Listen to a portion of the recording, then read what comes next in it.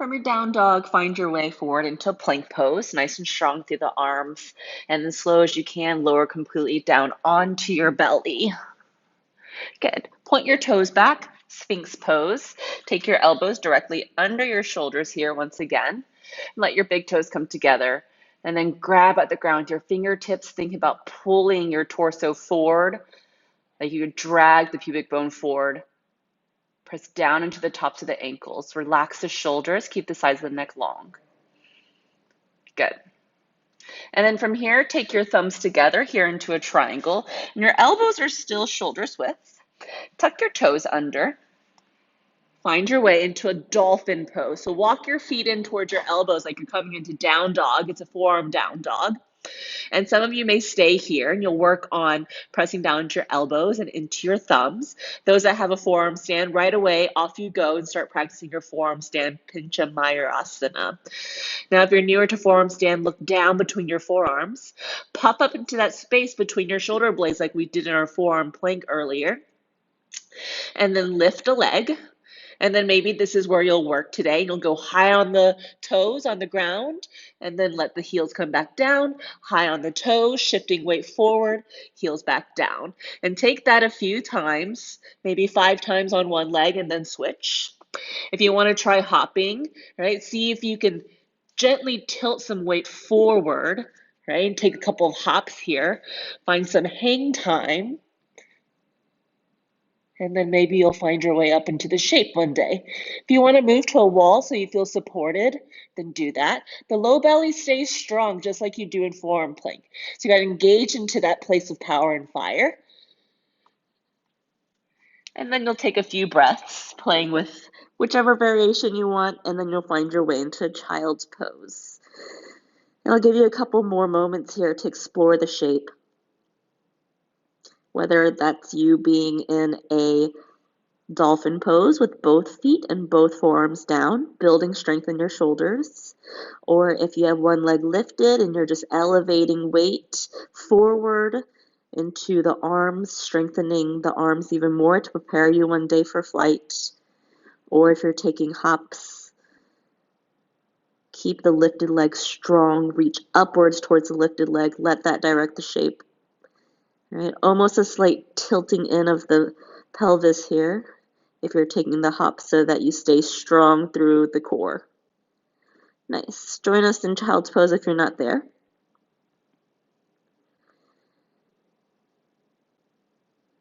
Shift onto all fours, hands and knees. Good. And then go ahead and send your right arm straight out in front of you, left leg back behind you. Bend your left knee, reach back with your right hand to the inside of the foot or ankle. Find the bind, look forward, kick the foot back, let that roll your right shoulder open. At the same time, keep dragging the right shoulder forward a bit more. So there's a duality of the energy in that shape. Nice. And then just nice and gentle, switch sides, right hand down, left arm forward, right leg up. Bend right knee, reach back for the ankle or the inner foot with your left hand, and then kick. It's like a revolved dancer's pose, but staying lower to the ground here. Right, so the kick of the leg will help you open into the chest more. Make sure your right fingertips are spread nice and wide so you have a big base. Awesome. Release. And then sink your hips back towards your heels. Come on up to stand, high prayer. Inhale. Give yourself a hug. Fold. Breath of joy. Inhale, stand tall. Exhale, release and fold. Last time, inhale. Exhale and fold. Good. And then come on up, high prayer. Hands to your low back. And then find your way into camel pose. You can stay here supported with hands to the low back. Or if you need a more gentle variation, tuck your toes under here and then let your hands find the heel bones. If that feels pretty easy, you can untuck your toes and point them straight back.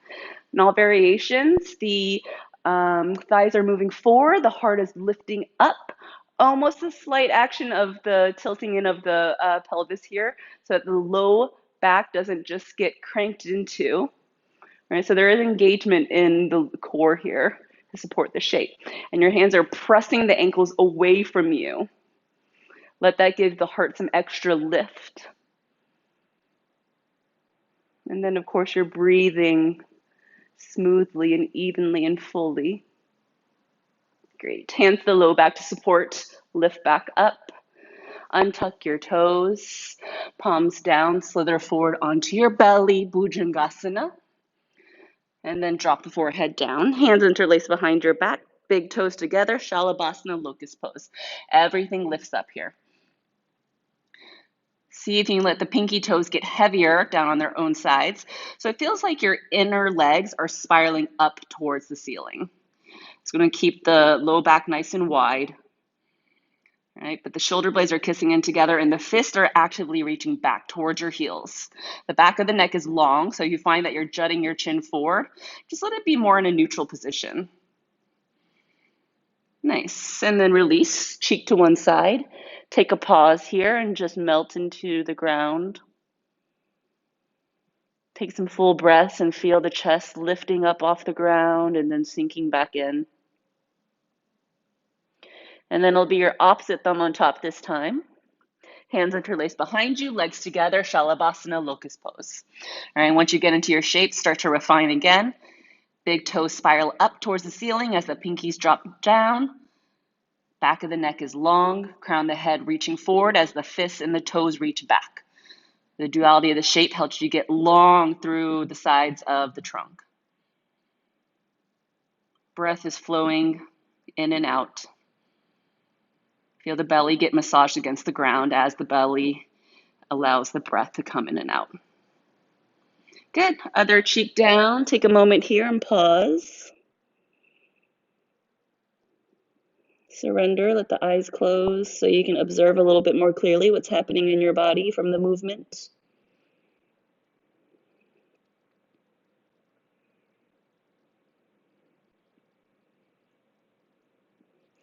Dhanurasana bow pose, bend your knees.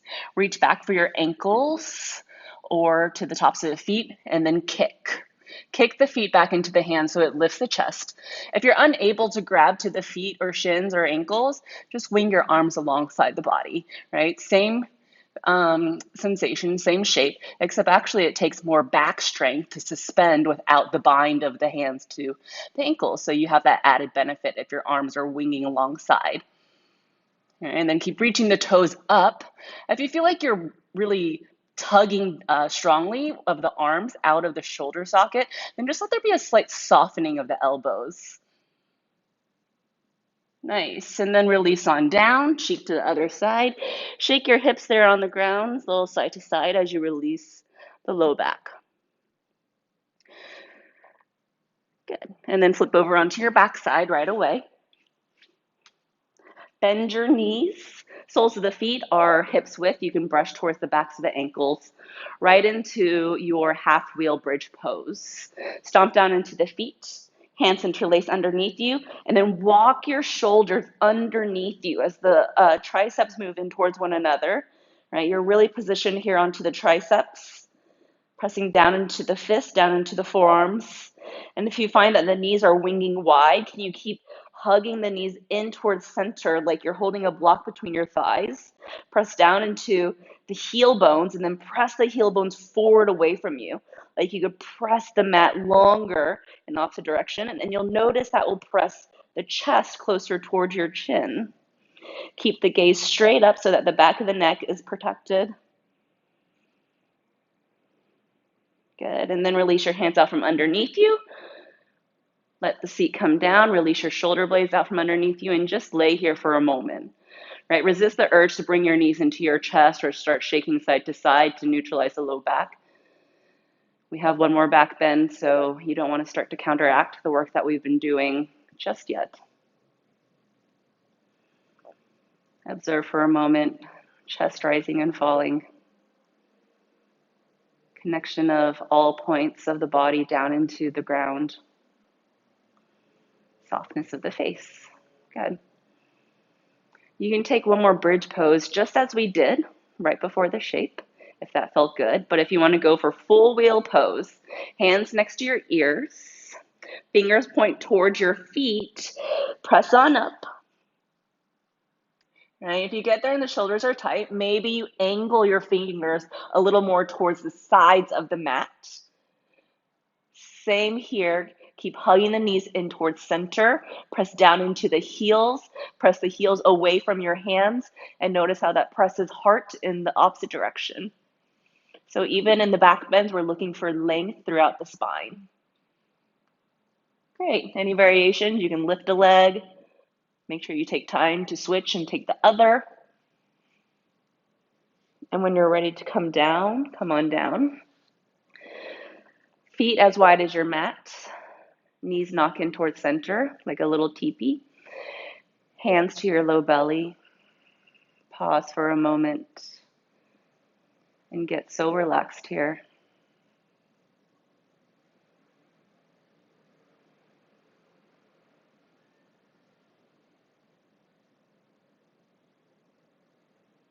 And today we'll take our final forward folds laying on our back. Take your right ankle to your left thigh. Hands interlace in front of the left shin. Your right arm threads in that space between the thighs. And then hug your left knee into your chest. Flex your right foot really strong here and keep winging your right knee up towards the ceiling. This is like pigeon pose, but on your backside. So you'll feel it into the right glute, right IT band, inner right hip. You can relax your left ankle here. Get more interested in what's happening on the right side here.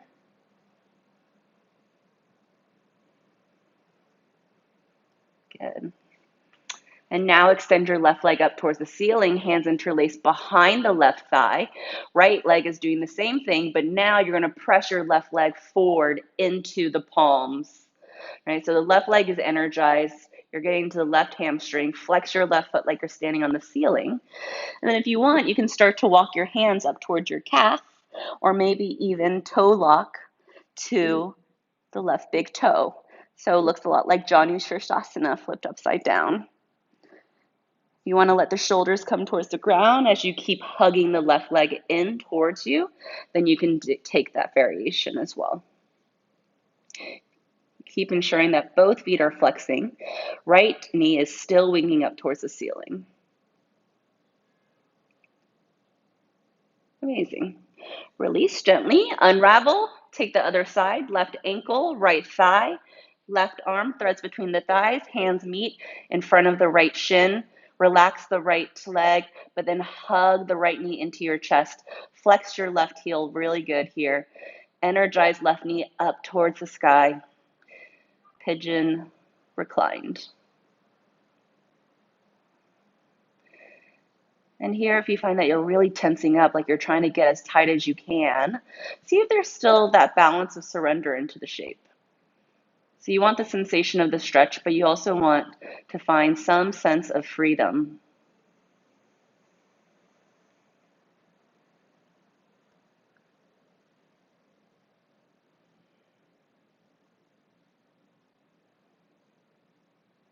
Notice if the pace of the breath has started to slow as we near the end of our practice.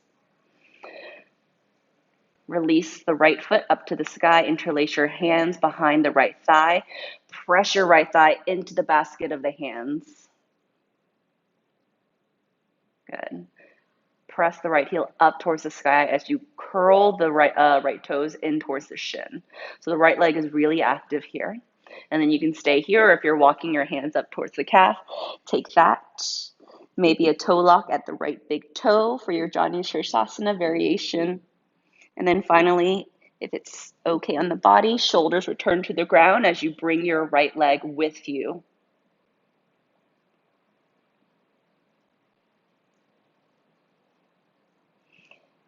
Keep winging your left knee forward away from your chest. Ensure that the left foot is still flexed, so the left toes are still curling up and towards the left shin as the left heel presses to the right side.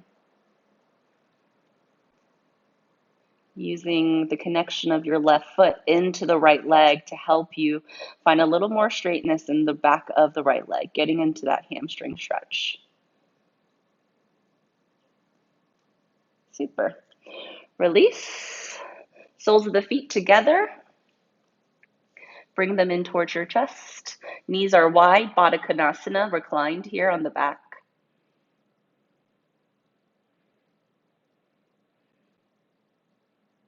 Keep winging the knees up as you keep hugging the toes in towards you.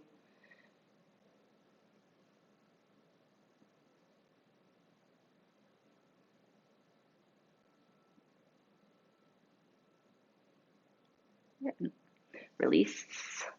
Halasana into shoulder stand, our final fold.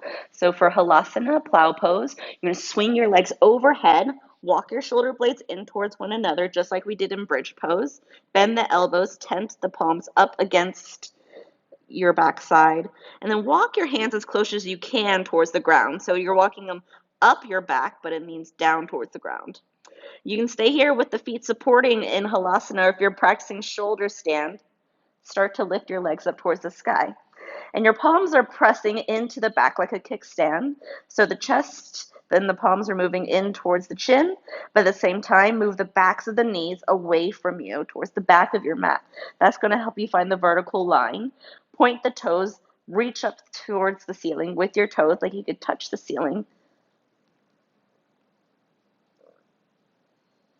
And make sure the gaze stays up, or you can close your eyes. Don't look from side to side. We don't want to strain the neck in any way in this shape.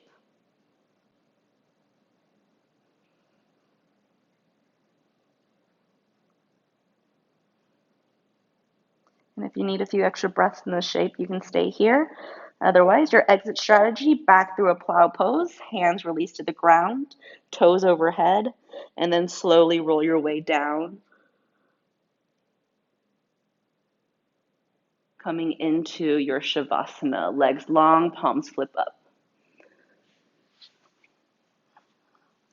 And then get comfortable and set yourself up as much as you can into your final Shavasana shape. If you're still hanging out in your shoulder stand, go ahead and start to make your way out of it. And then find your way into the final position of rest. Make sure there's some space between your arms and your torso. Palms are flipping up. Fingers curl open gently. Toes flop out to the side. Feet are at least mat's width there, so you're really spacious. Giving yourself the space so that nothing has to do any more work. It is a complete surrender into the stillness. You've enjoyed that freedom of movement, but with that comes the bliss of staying still. And your eyes are closed, and your breath is soft and uncontrolled at this point. Heavy the bones into the mat. Release the muscles completely so nothing else is propping you up.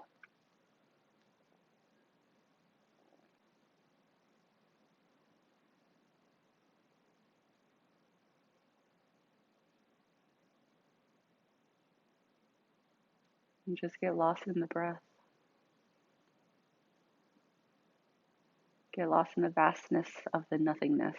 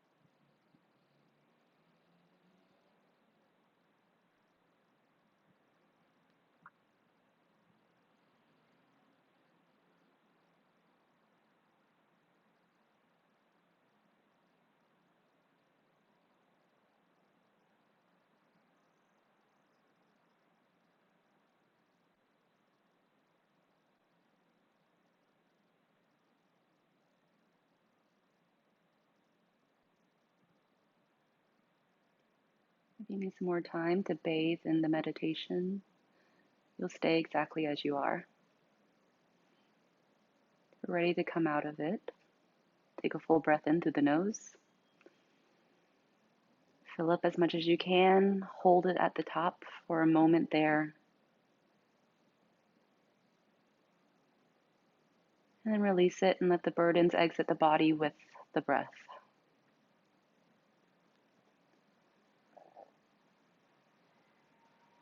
Bring some movement to the fingers and to the toes.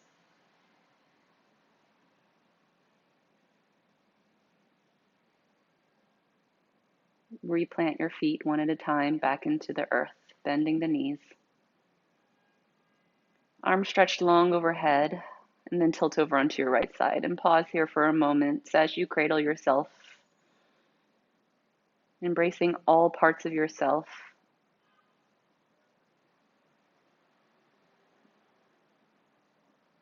The parts that you love and the parts that are a little bit more difficult.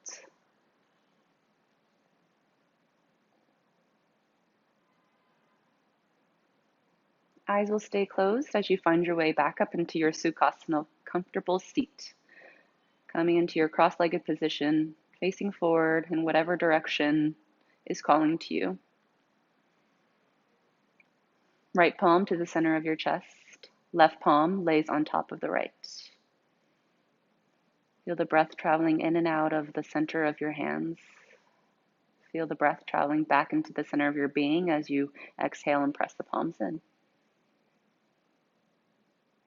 And just notice this cycle, this ebb and flow, the movement that accompanies it. And in our final Om, observe all parts of the Om, especially the final part where the resonates. That part of the Om is the sound of the destruction of whatever holds you back or habits that no longer serve you. Now clear the path for movement forward in a positive way. Inhale.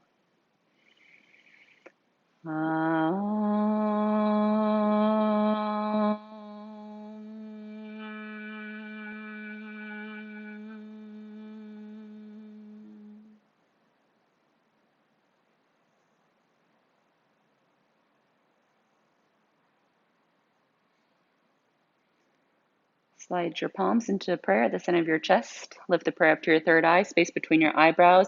Place of intuition, inner wisdom, that inner guidance and teacher. Listen to that and follow that and trust that first and foremost. Bow your way down to sealing your practice. Bowing to yourself, to each other, and to all beings across the world. Namaste, yogis. Thank you so much for practicing with me. Enjoy your day, enjoy your week, and I'll be seeing you soon.